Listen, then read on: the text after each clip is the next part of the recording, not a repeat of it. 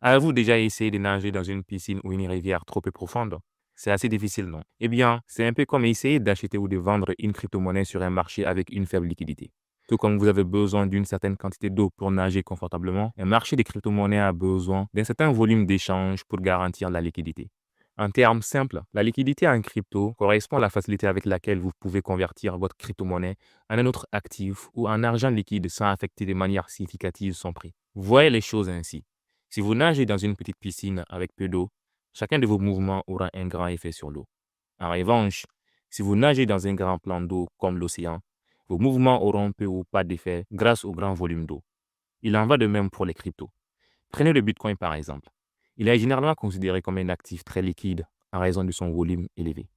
Vous pouvez l'acheter et le vendre avec un impact minimal sur son prix et à un prix juste. C'est l'un des principaux avantages d'un marché très liquide.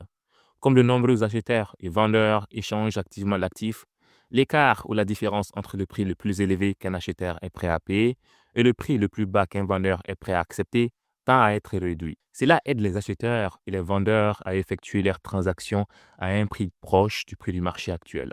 Le concept d'écart est également lié à un autre phénomène courant dans les marchés volatiles ou peu liquides, le slippage. Le slippage désigne toute situation où un trader reçoit un prix d'exécution différent de celui qu'il avait initialement prévu. Cela se produit lorsqu'il y a un changement dans l'écart entre le moment où une commande est passée et le moment où elle est exécutée. Ce phénomène est plus probable sur les marchés illiquides où de grandes variations de prix se produisent plus facilement. Le slippage peut être positif ou négatif, car il reflète toute différence entre le prix attendu et le prix réel. Mais il a généralement une connotation négative, car les traders reçoivent souvent un prix moins avantageux que prévu. Ainsi, en plus de garantir un prix juste et de limiter la volatilité, une forte liquidité permet également des temps de transaction rapides. Maintenant que vous comprenez ce que c'est que la liquidité, des termes courants de la DeFi, comme les poules de liquidité, devraient également avoir plus de sens.